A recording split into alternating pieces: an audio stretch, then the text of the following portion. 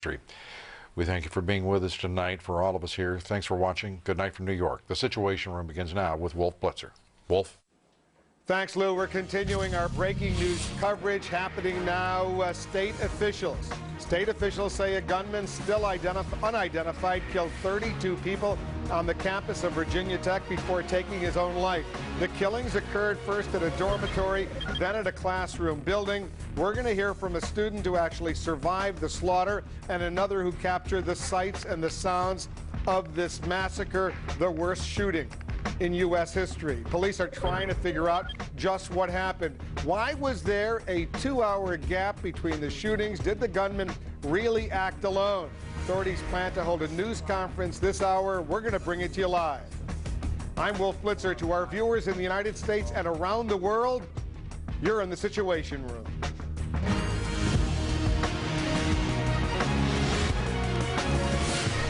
Tonight's sorrow, shock, and unanswered questions about the bloodbath at Virginia Tech. This is what we know right now. The killing spree began about 12 hours ago. Virginia officials say 33 people were killed, including a gunman who took his own life. Still no official word on his identity or his motive. The massacre occurred in southwestern Virginia on the campus of Virginia Tech. That's in Blacksburg. The first 911 emergency call was made at around 7:15 a.m. Eastern from the West Ambler Johnston Hall. That's a co-ed dormitory on the campus. 2 people were killed in that dorm. 2 hours or so later, authorities got word of more gunfire at Norris Hall. That's a classroom building in an engineering hall across the campus. Most of the bloodshed happened right there. I want you to watch and listen to this extraordinary cell phone video from the scene.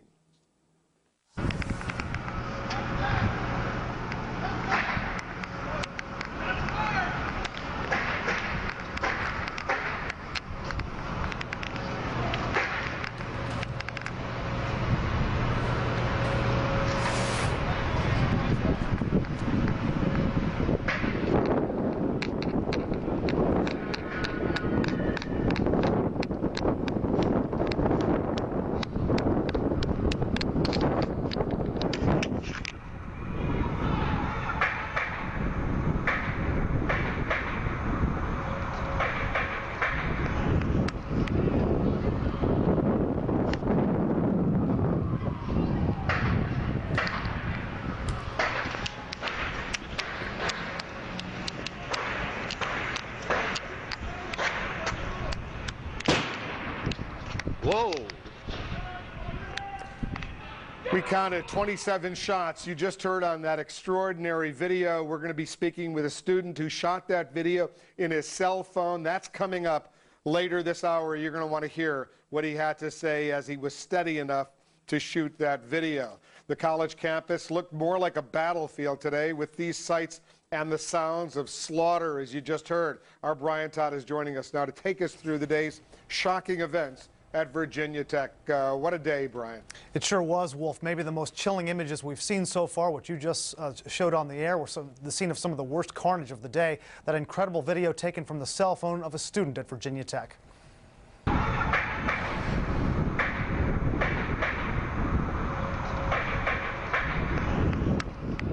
Among the first images we saw, captured outside the Norris Hall classroom building on the Virginia Tech campus.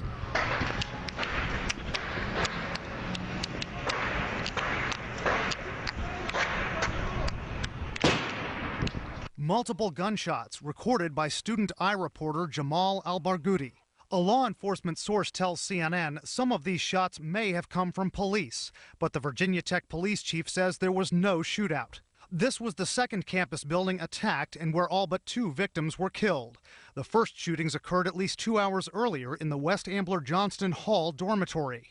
The police chief asked why the entire campus wasn't locked down after the first incident. The information we had on the first incident led us to make the decision that it was an isolated event to that building, and the decision was made not to cancel classes. But the carnage got much worse at Norris Hall, where the chief says the gunman took his own life. The campus resembled a war zone, law enforcement officers wearing armor and wielding automatic weapons, taking cover themselves. Witnesses described the scene. Next thing I know, I saw cops running out. took people running towards me, but I'd say about 50 to 100 people running. I saw a police car flying up the hill by one of the buildings, and we were still walking, and then they just yelled run, and everyone started sprinting, and then we heard gunshots. Some of the wounded seen being helped out of campus buildings. Officials tell CNN the wounded, mostly gunshot victims, are being treated at several area hospitals. The school's president says shock is a wild understatement. I'm really at a loss for words to explain or to understand the carnage that has visited our campus. And right now we're trying to find out more about the suspect. Police are saying very little at the moment, giving no name, only saying this was likely one gunman. We are told by federal officials FBI agents are on the scene assisting the Virginia Tech police in this investigation. Also, agents from the Bureau of Alcohol, Tobacco and Firearms are deployed to Blacksburg to conduct ballistics tests. Wolf. When you get more information, Brian, we'll check back with you. Thank you. And just a short while ago, we got this description of the Virginia Tech gunman from a student who was actually injured in the shooting rampage. Listen to this. He was about 6 feet tall, Asian with a black coat on. He just started shooting, didn't say anything. It's just irrational acts. Derek Odell, a sophomore biology major at Virginia Tech. We're going to be speaking to some other students and eyewitnesses coming up, but I want to go to Sarah Walker. She's on the scene at Virginia Tech. She's a volunteer with the Blacksburg Volunteer Rescue Squad. Sarah, thanks very much for helping us. Tell us where you were, what you were doing when you first got word of this shooting rampage. This morning I actually went into the Blacksburg Rescue Station to do some basic paperwork for the crew hall. I had heard about the Ambler Johnson shooting this morning, thought that was an incident that was isolated, and then we started hearing on the scanner that there was an active shooter on campus again. So what happened? So what did you do then? I actually had to go onto campus and pick up one of our members who is a volunteer with the police department as a medic. We needed to pick him up so he could help out the police department there. So we picked him up, went back to crew hall, got him his gear, and then I hopped on an ambulance to respond to the campus to help with the victims. Now you immediately started to deal with what's being described as the walking wounded. Tell us about that. The walking wounded are the victims who had been grazed, who were bleeding, who needed treatment, but were able to walk out of the scene without a problem. And those were the first victims that were brought to us. How many did you treat? Probably somewhere between 3 to 5 initially. Honestly, lost count of how many that I actually laid hands on. And what were they saying to you about the actual incident? I assume if they were walking, they may have been wounded, but they were still alert and they could describe what they went through. We were more concerned about their injuries. We did not ask about the actual incident. We were concerned about their health and their well-being, and so we focused on that. And how were they doing, those that you treated? They were scared. Understandably, they were scared. Most of the ones that I treated initially will probably be fine. We'll recover with simply emotional scars. I did have some later in the day, multiple gunshot wounds. Again, of course, they were a little bit more serious. But I believe that they should recover as well. And your bottom line, how are they doing on the campus right now, Sarah? As far as the mood of the campus? Yes. Is that what you're asking? I've been off the campus for an hour, working with the media right now. It was pretty somber when I left, however. Understandably so. Sarah Walker, thanks for your good work, and thanks for helping us with this story. Sarah Walker is a volunteer with the Blacksburg Volunteer Rescue Squad. They do incredibly important work, life-saving work, as you just heard. Much of the carnage at Virginia Tech unfolded in the Science and Engineering building known as Norris Hall. CNN's Carol Costello is joining us now live. What have you been learning about what happened at Norris Hall, Carol? Oh, it was awful, Wolf. Norris Hall, by the way, is huge, 72,000 square feet, 72,000 classes with stadium-style seating inside this building. There are administrators who have offices in the building. When that gunman entered, kids taking class were completely unaware that hours earlier, 2 people had already been killed on campus. The carnage inside Norris Hall is indescribable. But this morning, for Tiffany Ote, a Virginia Tech student, it was a morning like any other. She, along with 18 others, were taking a test in Norris until they heard the gunfire. So we called 911 and the police showed up, and outside they were armed with guns. We decided that we should probably go into a room that had a locked door, so we went into a teacher's office. There were about 20 of us, and we were in a teacher's office and locked the door. They cowered inside, going online to figure out what was happening. Ote said she found out in an email from Virginia Tech administrators someone had been killed 2 hours earlier at Ambler Johnston Hall. Then, the gunfire at Norris intensified. It was like a continuous gunfire going off. Like every second or so there would be another shot, and there was approximately probably about 50 shots total like that. Other students who were inside Norris described the scene as chaotic. Brandon emailing, "One of my friends was in one of the classrooms where the shooting occurred, and the scene he described was utter chaos. It sounded like a scene from a movie, something that you watch but never expect to happen to you." At some point, police stormed into Norris, encountering that chaos and bodies. They didn't wait for paramedics, taking the wounded out any way they could.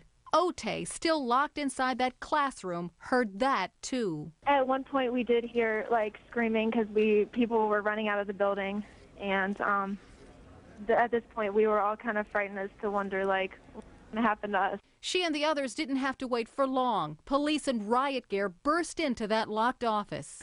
Were telling us to put our hands above our head, and if we didn't cooperate or put our hands above our head, they would shoot. And I guess because they were afraid that, the shooter was going to be among one of us. And Wolf, one young man did not put his arms above his head. He was immediately thrown to the ground. All of those students managed to get out of that building safely. Tiffany, by the way, lives off campus, and she says she is not looking forward to returning to class. Wolf? You really can't blame her after a horrendous, horrible situation like that. Carol, stand by. We're going to be getting back to you right now. Understandably, area hospitals around Virginia Tech are treating all the injured. By some estimates, at least 24. Many in critical condition right now. CNN's TJ Holmes is over at the Montgomery Regional Hospital in Blacksburg. TJ, tell our viewers what you're learning about what's going on there.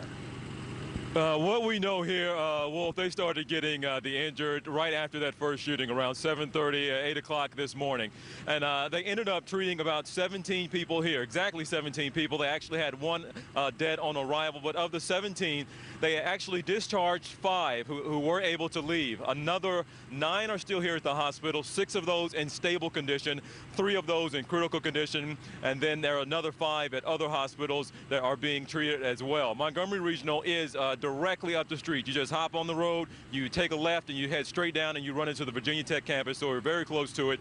Right here at the hospital, really, since the mid-morning, we understand, families start arriving, trying to check on the condition of their loved ones, understandably. Hospital officials set up a separate area for them to congregate. They want to make sure they identified everybody and were able to get as much information as possible to them about their loved ones and exactly what the conditions are. It ranges here, really, according to the hospital officials. Wouldn't be too specific, but not all of the injuries they have here are gunshot wounds. So he wouldn't get too specific, but did let us know that many of them, most of them are gunshots, but we heard reports earlier of people jumping out of windows, trying to get away. Those might have been some of the injuries as well, but he would not confirm that to us. But a variety of different type of wounds here. But still, even though a lot of it happened at campus, and we know so tragically the dead, 30-something dead, but a lot of concern still right now, Wolf, for so many that are still injured, and still several are in critical condition, Wolf. 32 dead, 33 if you include the gunman who committed suicide, according to the police. TJ, stand by. We'll get more information for you as it comes in. In the meantime, let's check in with Jack Cafferty. He's watching all of this together with us. He's in New York. Jack? The gun control debate will likely heat up again in the wake of the Virginia Tech shooting. Tragic events tend to become politicized, and a tragedy of this magnitude, the deadliest single shooting rampage in U.S. history, will likely trigger a new round of debates over our constitutional rights to keep and bear arms. The issue itself is one of the most hotly debated in the country. The National Rifle Association is a powerful political force, fierce defender of our citizens' right to own guns. But when something like this happens, some of the air goes out of their balloon. If guns were not so readily available, would things like this still happen? So here's the question. Are gun control laws likely to change in the wake of the Virginia Tech shootings? Email your thoughts to Cafferty Files, CNN.com. Go to CNN.com/CaffertyFile. I remember after Columbine, Wolf, we had the same discussion, and for a week or two, it was the top of the national agenda was reforming the gun ownership laws. Nothing ever came of it. And in Virginia, as you know, the laws as far as guns are concerned are relatively easy compared certainly to the District of Columbia where I am, or the state of Maryland, not very far away either. They are among the most liberal gun laws in the country there in Virginia. So maybe the state fathers will be taking a look at that too. Who knows? I assume they will. We'll see what happens on that front as well. Jack, thank you. We'll get back to you shortly. But let's go straight to our internet reporter, Abby Tatton. She's keeping an eye on pictures coming in from the Virginia Tech campus through our own iReport on CNN.com. What are you seeing, Abby? Well, we're seeing, Wolf, exactly what these Virginia Tech students were seeing this morning. Multiple pictures, images sent in from camera phones, sent in from cell phones, and being sent to our website through dorm windows and classroom windows. This is from Robert Freed. He's a junior. He said he already knew about a shooting before he headed in this morning, but he thought it was contained, so he went in anyway. And then when he got there, saw the swarms of police that taken from Torgerson Hall. Landon Mills is a sophomore. He was in class this morning. He headed back to his dorm after hearing about the shooting. He said he saw people running out of Norris Hall at that time, and these pictures are taken right after he saw police headed in. He said the police were yelling at students up in their rooms to stay in their rooms. He took these from his window. Jason Joseph also recorded the swarms of police. This is from Lee Hall. All these pictures taken, he says, either from his room or the room of friends, and not the police recorded on these pictures here from Nancy Love. These from Durham Hall, from her 4th floor office. Nancy says that she counts 13 ambulances here, ambulances that were pulled up to the Virginia Tech campus. All these pictures, many of them displayed on the CNN.com site, and this is where people can send in their images to CNN.com/iReport. Wolf. Thank you. Good information, very useful information.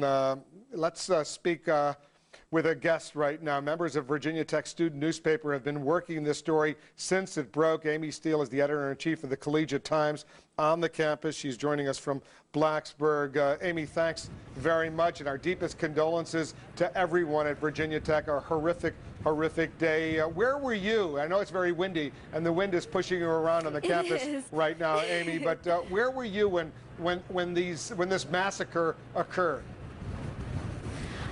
The original shooting, I was still at home. I had just woken up to go to class, and one of our reporters actually called me saying that he'd heard a rumor there was a shooting on campus, and to see if I could find out what was going on. So I called our news editors and reporters from there to try to get reporters on campus to figure out what was going on. So I was still at home, actually, when the initial shooting occurred. What about the second shooting at the engineering hall?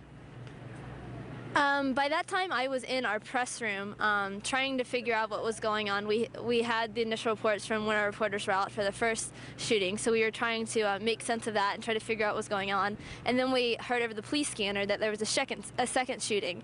So I was on campus when the second one occurred. There's been a lot of reports, a lot of suggestions, Amy, that students are unhappy that they weren't informed between the time of the first shooting and 2 hours or so later at the second shooting that this gunman was still at large. The campus had not been locked down, if you will, as thoroughly, as completely as perhaps it should have been. How angry are students right now on the campus? I would say that's probably the #1 thing that we are hearing from our peers, the students on campus right now, wondering why, if the shootings occurred in the 7 o'clock hour this morning, why was the campus email not sent until 9:30? So that is the big issue getting raised right now. And then students were not updated again for another hour. We received an email about an hour after 9:30, around 10:30, saying that there's a loose gunman on campus telling students to stay away from windows and to stay indoors. And then we received an email about an hour after that stating the second shooting occurred in Norris. What is the explanation you're getting from a campus, from the campus authorities and law enforcement on the scene? I'm sorry, it's really windy. Campus administrators so far have informed us that they thought that they were two separate occurrences going on. The first one they thought was just a domestic dispute, and they thought they had it contained and had it controlled. They thought they had the gunman locked in the building, and they thought that they could take care of that. So they didn't feel like it was necessary to inform students or to cancel classes at that point. So they thought the initial shooting was just a domestic dispute, and then hours later the second shooting occurred. At the Norris Engineering building, that's when some 30 students were gunned down over there. What are you learning from eyewitnesses and others about what happened inside that building? At this point, we're basically hearing rumors. All of our students in the newsroom are trying to figure out and wade through the rumors, trying to figure out what's truth and what's not. We are hearing that he just went into a classroom and everything happened from there. He tried a classroom before that, but apparently students had locked the door and put a chair underneath the door, so he could not get in. So then he went to the next classroom, which is where apparently the shooting mostly took place. Amy Steele is the editor-in-chief of the Collegiate Times on the campus. Amy, thank you for your information. Carol Costello is getting new information on the weapon or weapons that may be the case that were used in this horrible incident today. What are you picking up, Carol? Yeah, well, you know, everybody's wondering how you could shoot so many people in such a short period of time. There are rumors flying around out there that the gunman had a flak jacket on. We have not confirmed that yet, but we have confirmed that 2 weapons believed to have been involved in the Virginia Tech shooting are being transported to the Alcohol, Tobacco, and Firearms Laboratory, which is in Greenbelt, Maryland. Those weapons will be tested there. I wish I could tell you what type of weapons they were, but I cannot. But we do know that 2 weapons have been taken from the scene at Virginia Tech and sent on to the Bureau of Alcohol, Tobacco, and Firearms. And of course, they'll be conducting forensics investigations on these weapons, Wolf, and when we get the results of those, we'll pass them along. Greenbelt, Maryland, as you know, right outside of Washington, D.C., one of the suburbs here. We'll check in with the FBI and the ATF for more on that. Coming up, we're still awaiting a press conference over at Virginia Tech. Hopefully we'll be getting more information, answers to so many of the unanswered questions so far. What unfolded today? Possibly get some new information about the suspect. We'll bring you that news conference with the authorities live as it happens. Behind the gunfire caught on cell phone video. I'll speak with the student who took those extraordinary pictures, speak about what he saw, what he heard, the dangers he felt.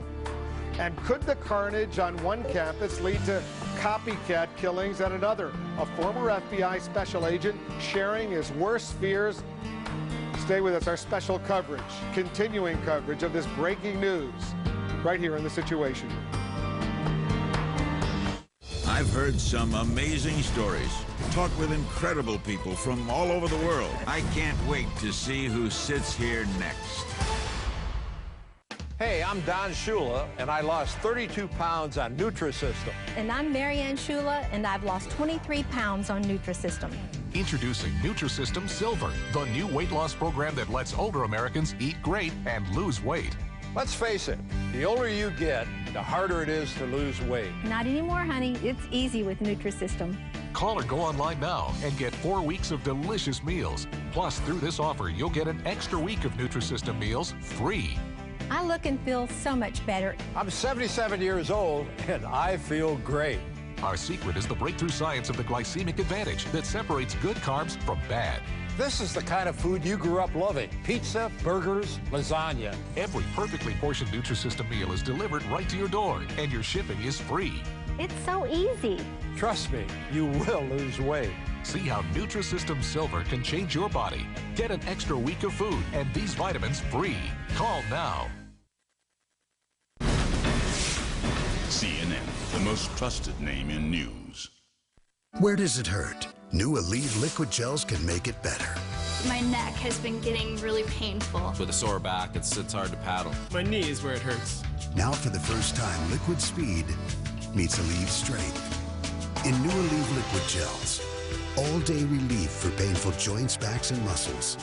My knee's nice and happy again. It's nice and loose. I didn't even think about the pain. I can focus on that rock. Where does it hurt? Aleve can make it better liquid fast.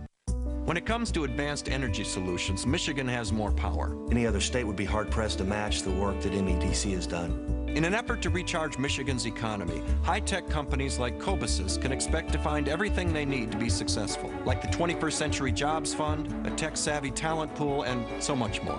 They've been with us all along. They've helped us find this facility. They've helped us grow our business. They've been a wonderful partner. Let the Michigan Economic Development Corporation give your business the upper hand. You know what would be great? Having a DVD player wherever you go. At the Chrysler National Minivan Sale, get a factory-installed rear seat DVD player at no extra charge, plus a cash allowance of up to $4,000 on J.D. Power & Associates' highest-ranked van in initial quality, Chrysler Town & Country, with 2 rows of stow-and-go seats. Your kids will thank you, and you'll thank us. Discover America's hottest products at your Chrysler dealer.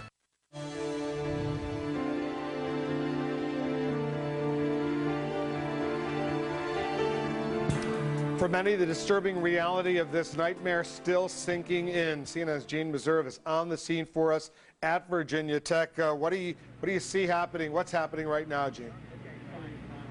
Well, Wolf, we met a young woman named Erin Sheehan. She's a freshman majoring in mechanical engineering. She says she was in a classroom in Norris Hall when the gunman entered. Here's part of her story. He peeked in twice earlier in the class, which was sort of sketchy, but then he came in eventually later, and he just stepped within 5 feet of the door and just started firing. He seemed very thorough about it, getting almost everyone down, or I pretend to be dead, just on the ground. And then he left for about 30 seconds, came back in, did almost exactly the same thing, because I guess he heard us still talking. And then we forced ourselves against the door so he couldn't come in again because the door would not lock. And so he came and tried to force himself in another 3 times and then started shooting through the door. It was a solid wooden door with no windows, though. How many students were wounded?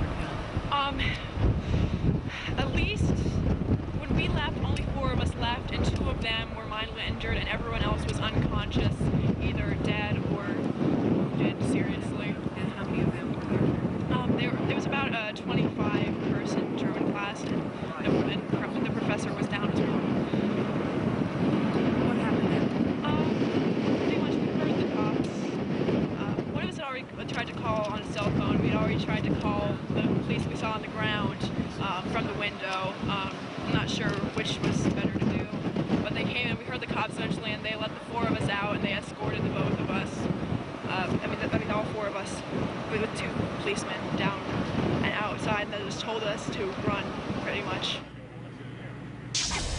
She described the gunman as a young Asian male. She said he looked familiar, but she didn't know him. She described him as looking something like a Boy Scout dressed in brown, but she said with something that looked like a black ammunition vest on.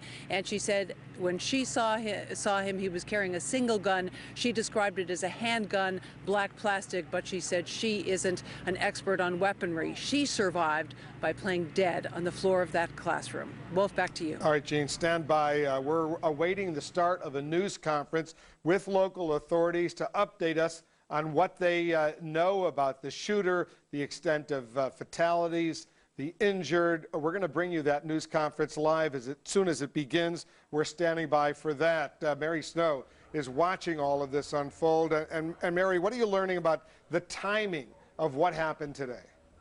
Well, the killing spree began early in the morning before classes started.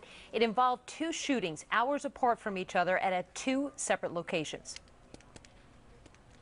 At about 7:15 this morning, a 911 call came to the University Police Department concerning an event in West Ambler Johnson Hall.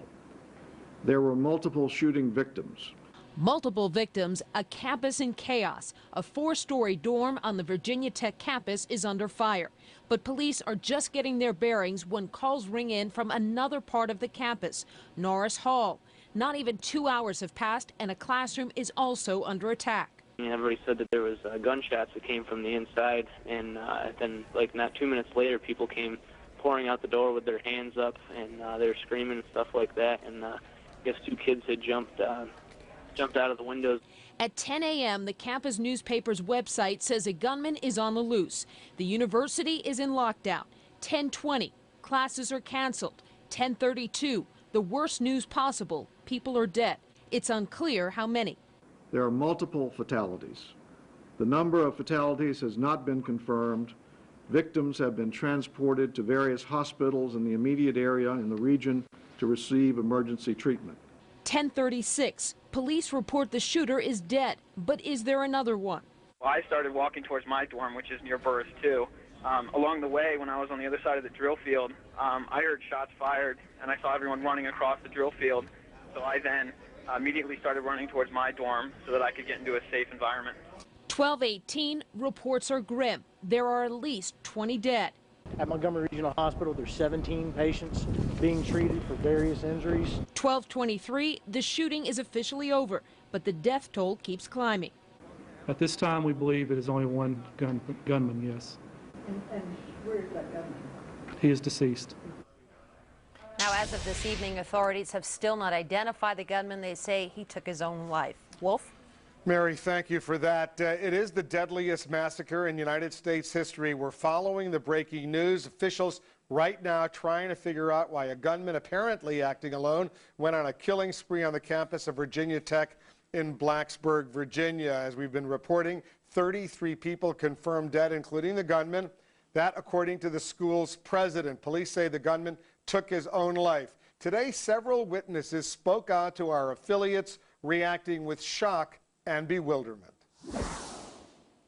I don't understand why they would do something like this. It seems really senseless, and it's really hard to just think about it. Why, all these people have to die for no reason, sort of. It's insane. Just thinking back to Columbine and stuff like that, the shooting at the Amish school in Pennsylvania.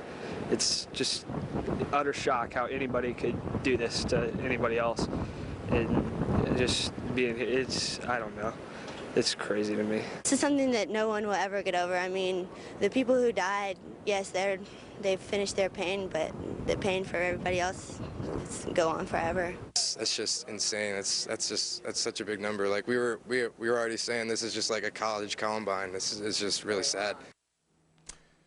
Let's take another look now at that cell phone video that captured the gunfire and the chaos at Virginia Tech. The images taken by a student found himself near the scene of the carnage at Norris Hall.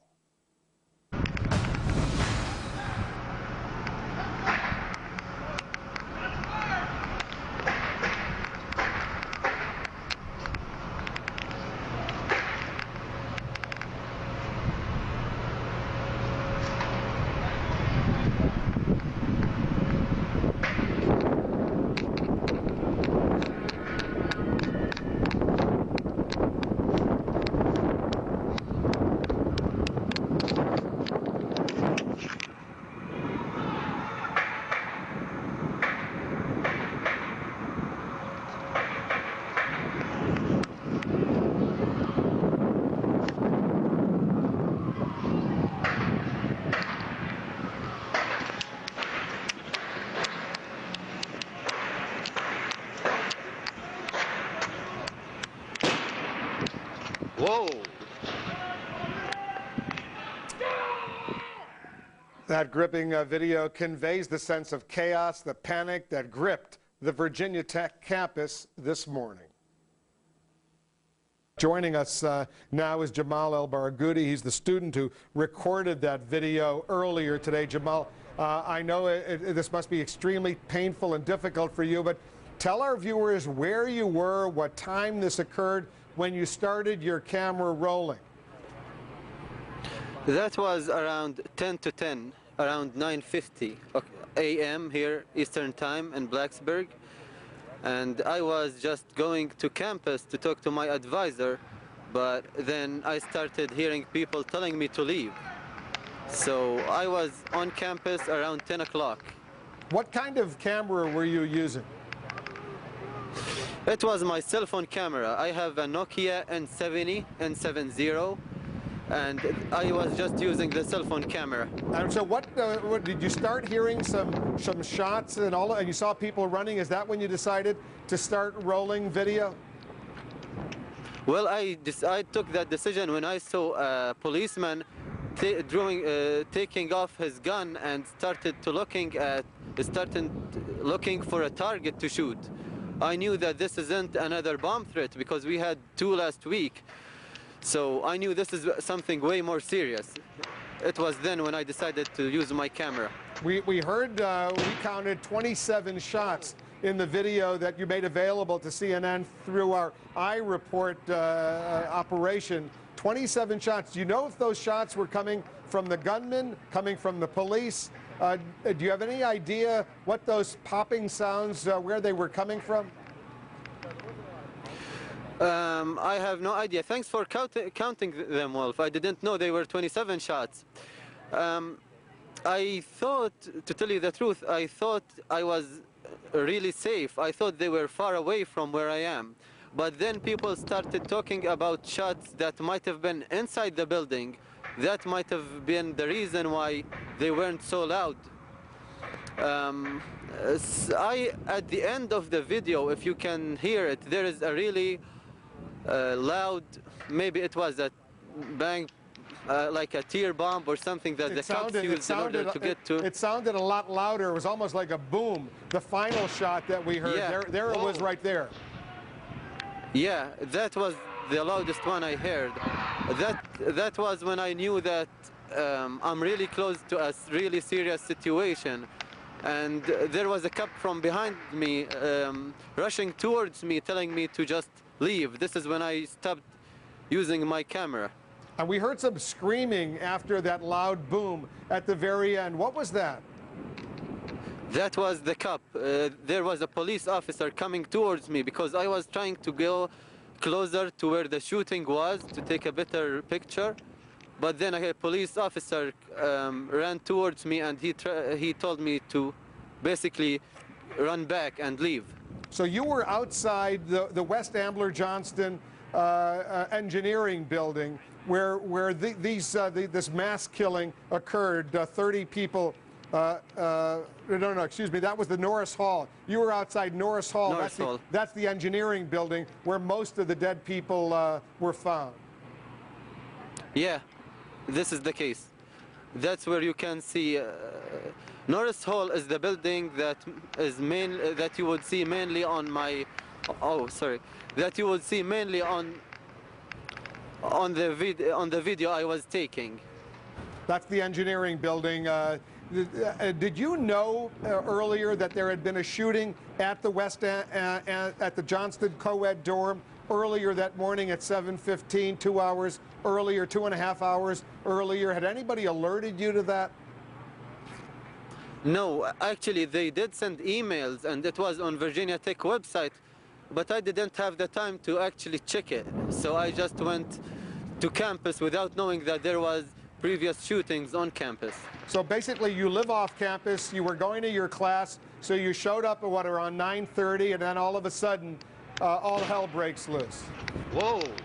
Yes, it's really windy out here. Yes, sir, this is what happened.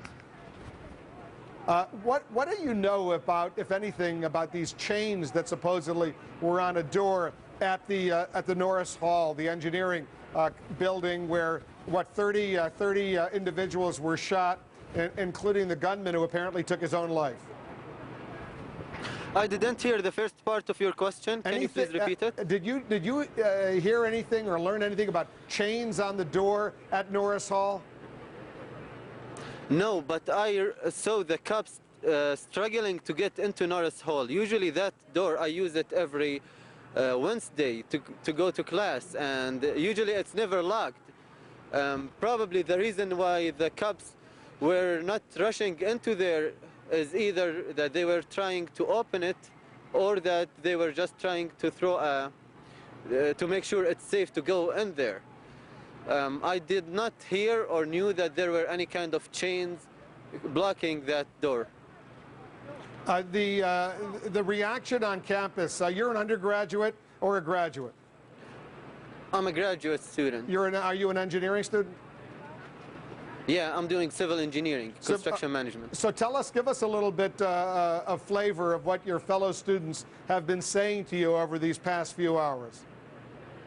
Well, everybody here in Blacksburg is really sad. Blacksburg is one of the best and nicest towns I've ever been to. it's a really safe place. You can't imagine how safe it is. And with 2 bomb threats and 2 people died in August at the beginning, at the very first day of this semester, and now more than 30 students, I guess, or 30 people got killed in this incident. Everybody is so sad. Everybody is shocked. We don't know what's going on in here. We're just hoping that everything would settle down and Blacksburg would once again be the small, nice town it used to be. It actually is. Jamal, where are you from originally? Well, I'm originally from the West Bank, Palestine. I lived most of my life in Saudi Arabia, though. So this is very extraordinary for you to be experiencing here in the United States this kind of horrific event. Yeah. You can imagine that I've been in cities where problems did happen in such cities. Like I've been in Palestine, or I've been in Saudi Arabia, in Riyadh. Once there was a bombing in the Ministry of Interior. But in Blacksburg, it used to be, or it is, a really safe town indeed. I never thought such a thing would happen in front of me here in Blacksburg. The Barghouti family, a very prominent Palestinian family in the Middle East. Jamal El Barghouti, thank you so much for doing what you did. Please be careful over there. Good luck to you. Good luck to all your fellow students at Virginia Tech. Is there anything else you want to say to our viewers? I just want to say how sorry I am for all of the families of those who got killed or injured in this incident. That's probably the only thing I can say. Well said. We are really sorry for them. Jamal El Barghouti. Thank you very much, Wolf. Thank you, Jamal. Jamal El Barghouti, who took that extraordinary video for all of us to see. I want to quickly go to Carol. Actually, we're going to go to Carol in a few moments. Let's go to the campus of Virginia Tech, that news conference with new information beginning right now. Receive a 911 call to respond to a dormitory room at West Ambler Johnson Residence Hall. Within minutes, Virginia Tech Police and the Virginia Tech Rescue Squad respond to find 2 gunshot victims, a male and a female, inside a dormitory room within the hall. The residence hall was immediately secured by the Virginia Tech Police Department, and students within the hall were notified and asked to remain in their rooms for their safety.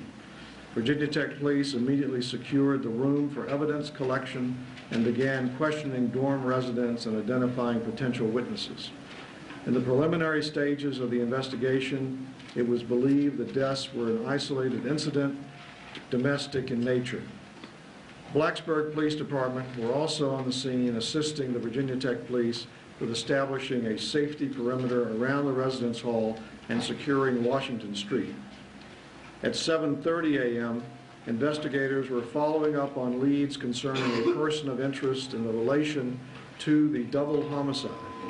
Investigators from the Virginia Tech Police and Blacksburg Police were actively following up on various levels. At 8:25, the Virginia Tech leadership team assembles.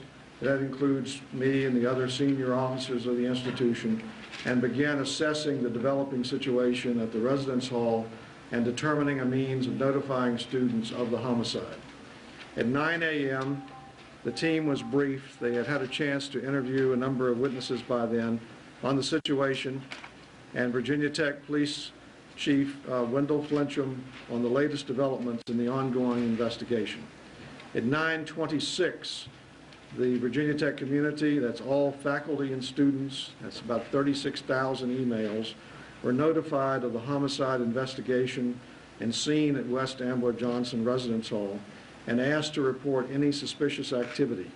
The Virginia Tech emergency weather line recordings were also transmitted, and a broadcast telephone message was made to campus phones. A press release was drafted and posted on the Virginia Tech website. At 9:45, the Virginia Tech Police received a 911 call of a shooting at Norris Hall. This building contains faculty offices, classrooms, and laboratories. The Virginia Tech Police and the Blacksburg Police immediately responded to Norris Hall. Notice in Leadership Command Center via our police representatives of the shooting that was going on. We were actually having a meeting about the earlier shooting when we got word on the radio that another shooting was underway. Upon arrival to Norris, the officers found the front doors barricaded. Within a minute, the officers breached the doors, which had been chained shut from the inside. Once inside the building, the officers heard gunshots. They followed the succession of gunshots to the second floor. Just as officers reached the second floor, the gunshots stopped. The officers discovered the gunman who had taken his own life. There was never any engagement between the responding officers and the gunman. And at 9:55, by the same means as prior notice, Virginia Tech notified campus community of the second murder scene. Other notifications followed via other means. So we'd be happy to respond to questions at this point. Chief? What are we hearing in terms of conditions of students still in the hospital and maybe names of some of the victims? We are still in the process of notifying families of the victims. It's an ongoing process. They have not all been notified. As far as conditions of people in the hospital, I do not have that information at this time. Do you know how many students, I know last time we checked you had trouble with how many students were shot and killed, how many professors, have you been able to get an update on that? We do not. Has he been identified as a student or someone who didn't belong here? I'm sorry, I didn't hear the first part of your question. What can you tell us about the shooter? Was that a student? We have a preliminary ID that I'm not prepared to release yet, but the investigation is ongoing, and we are making progress. Was he a student or What happened in the classroom, as you understand it? What are the witnesses telling you? We understand that some people maybe jumped from some of the windows, and we understand that perhaps the shooter may have come back to the classroom after leaving. At one point, can you tell us anything about that? I do not have all the details. As I said earlier, there were a couple of people that did jump out of a window in that building. Were any surveillance cameras at either location? No, there is not. Are you looking for anybody else? We are still actively investigating this case, and we are following up on all leads. But Yes. is there another gunman? Again, we are following all leads and information as we get it. Sir, weapons, 9mm automatics? Does your preliminary identification of the gunman found dead match the person of interest from the dorm? Is that the same suspect? No, it is not. Chief, what can you tell us about the weapons? We have recovered 2 weapons. I'm not prepared to release what type they were, but we have recovered 2 weapons. Handguns? Again, I'm not prepared to release the type of weapons they were. Do you believe the shooter brought the chains into the building? We don't know at this point. Chief, were all of the doors... Were the chains there before, Chief? I do not know. Were all of the... What was happening after the first shooting? What happened after the first shooting? What was the disposition of your search for a suspect? And how did another shooting happen? In the first incident, based on the preliminary information we had, we began an investigation looking into different leads. As that investigation progressed, we identified a person of interest, which we worked towards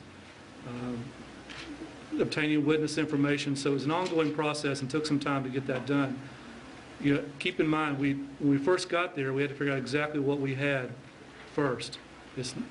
So it did take some time to get all that in place and going. You found that person? Yes. Chief, can you at least tell us if this was a student or not? Again, it's preliminary. I don't want to release that information until we're absolutely certain of who this person is. Excuse me. I have a question. In the other school shootings that have happened in the past, what made this so different that over 30 lives were lost? What were the differences? I don't have the answer for that. Why are you reluctant to tell us what type of weapon? Part of it is the ATF is helping us with ballistics, and what they're doing is comparing the ballistics evidence from the first homicide to the incident at Norris Hall. So at this time, we're declining to release those type of weapons. Is that person of interest in custody? No. If both incidences are related, I know at the last time you said that you were still trying to investigate that. Do you believe they're both related now? That is still ongoing, and part of it is going to tell us once we get the ballistic evidence back.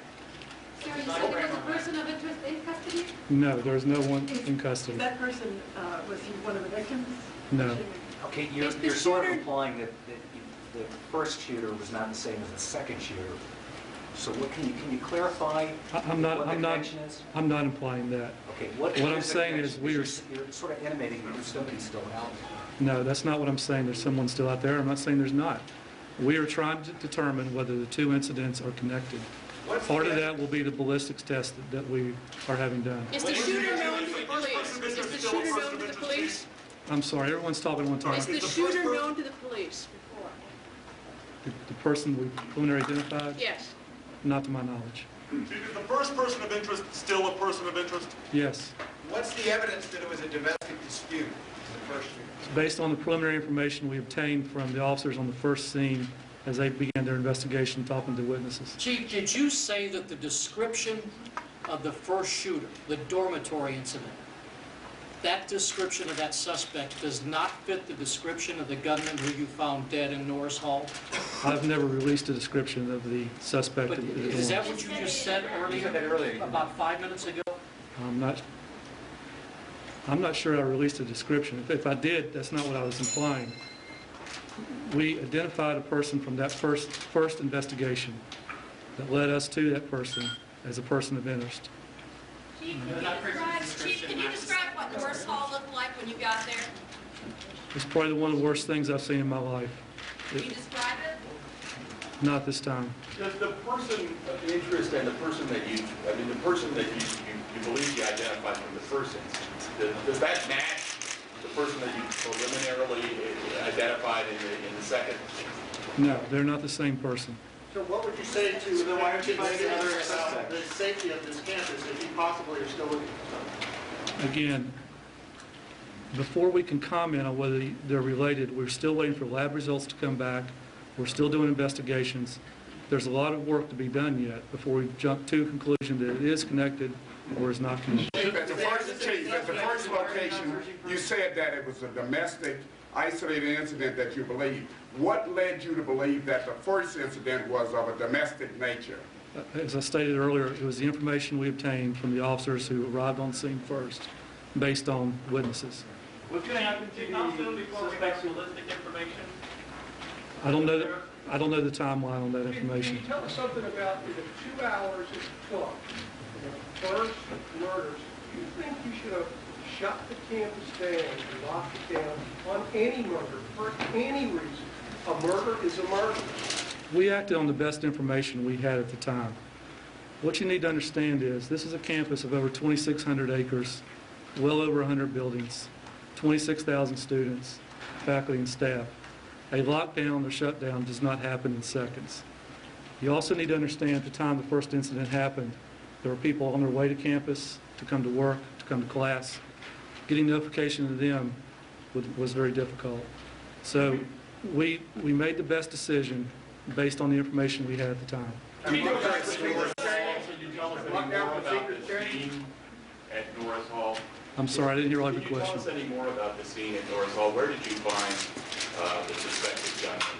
And were there multiple scenes at Norris Hall, or was it all confined to the single classroom? We're treating the entire building as a crime scene. There is more than one location in Norris Hall. Do you believe these shootings were execution style? I do not know. Have lockdown procedures changed? Excuse me? Have lockdown procedures changed? I'm sure after all this is over, we will all sit down and talk about this incident, what we could do better, what we did right, and those type of things. Whether they're going to change or not, I couldn't tell you. How many doors at Norris were chained and how many were unchained? I do not have the answer to that. I know for certain that 2 were chained. Were they like the more common front entrance type? Yes. Sir, several times you stated that the school is a large campus. Do you think that it needs a larger police force to be able to handle the altitude of the students? Given that the campus is an open society, and by nature most colleges are like that, the public is free to come on. You cannot put an officer in every room. I think we have an adequate police department, adequate support from the university. How many? You say the person of interest is still a person of interest. Have you talked to this person? Do you know where they are? Yes. In custody? You have talked to this person. Is the person in custody? No. Not in custody. No. How is he still a person of interest? As our investigation continues, until we rule him out, he remains a person of interest. President Steger? President Steger? Yes. A question. I've talked to several students at the university so far, some who live in that dorm, and almost none of them seem to be aware that anything had happened until almost 10 o'clock. How could that be? Well, their resident advisors were going up and down the halls trying to notify everybody there as soon as we were aware. We also closed the building and had it surrounded by security people. So how they didn't know about that, I can't explain, but we certainly made every effort to do it immediately. Chief, are you looking for a suspect still? I'm sorry? Any staff members and staff from the university injured or killed? Yes, there was. Can you tell us how many? I do not have the number of how many, but there were staff members that were deceased. Chief, are you looking for a suspect still? I keep going back to what I said. We're actively pursuing all leads in this investigation to determine whether they are or not related. Is there someone out there to loose or not? Not to my knowledge. Chief, why is the person of interest not in custody? Because they're a person of interest. We don't have a crime to charge them with. We don't have anything to charge them with, probable cause yet. Are they related to the shooter? Excuse me? The person of interest. Are they connected to the shooter? Are they related? We do not know that yet, whether they are or not. And the victims at the dorm, Chief, do they have any connection or relation to the shooter and or the person of interest? We are still trying to determine that. Chief, have you ruled out murder-suicide in the incident at the dorm? Yes. President Steger, this is a horrible thing. We wish it didn't happen. Actually gave it. Are you satisfied with the decision-making that the leadership team? Well, I went through the timeline, and I think it's very important that before you take these actions, you know what the facts are. It takes some time to do that. Based on that, I think we did everything we could based on what we knew at that time. As you appreciate, you only have minutes to take these actions, and we certainly don't want to take actions that are inappropriate, but we did everything we thought we should do. Did you consider blocking off the roads into the campus? Did you consider telling everybody to just go and go quickly? You waited a long time. Well, it's leaving the campus is a significant event. If you remember, we have 9,000 on campus, but we have 26,000 altogether. If you add together our part-time and full-time employees, we have 10,000 employees, and we also have on any given day literally several thousands of visitors. So we did block off Washington Street immediately. That's the street next to the Ambler-Johnson dorm. And then subsequently, of course, we shut down the entire campus with barricades so no one could come in. So it's not something that can happen instantaneously, I guess is my point. Is the dead suspect have prior military, do you know? And is that person Asian, of Asian background? I do not know yet. Again, the identification is preliminary, and we'll try to have that information when we get to the next press conference. I can't hear everyone if they're shouting. Why were the residents in the dorm not immediately informed by officers? Why did the information have to go from the officers to the university to the RA? We secured the building West AJ as soon as the officers were there. Officers were in the hallways. We were searching for witnesses. There were people notified. So, Chief, in the earlier press conference, you guys mentioned that you guys knew about this about 8:25. You mentioned 8:25 is the timeline. Started meeting. Why did it take a whole hour from 8:25 to 9:26 for them to notify everyone? Why couldn't an email be sent as soon as you were? Well, we were trying to determine what had happened and interviewing witnesses and things of this sort, and until you know what the facts are, it's difficult to craft what the appropriate response is. But it wasn't known that there was a shooting. We knew that there was a shooting, but we thought it was confined to that particular setting. You made a conscious decision that you thought that this was an isolated event. What was it about the first shooting? And I know you said witnesses. Can you give us some specificity about what made you feel confident that this was an isolated shooting? again, it's based on the information that the officers obtained when they first arrived on scene. We evaluated that. As it went on, we had difficulty locating a key witness. Once we did that, we moved forward, and at the time of the Norris Hall incident, we were still active. We had found the person of interest off campus in conjunction with Blacksburg Police Department and was conducting an interview at that time when the second incident happened. Was it before the second shooting or after? At the same time. Chief, this person of interest that isn't in custody, is he a suspect? He's a person of interest. Again, Wait a minute, you said you had the person of interest and you were talking to him at the time you got word of the second shooting? Yes, sir, That that's clarifies correct. it. Why is he of interest? because he knows one of the victims. Is he a student? He is not a student. No. Was the shooter overheard saying anything? Was the shooter overheard saying anything at the dorm or at the... I do not know. Chief, is the crime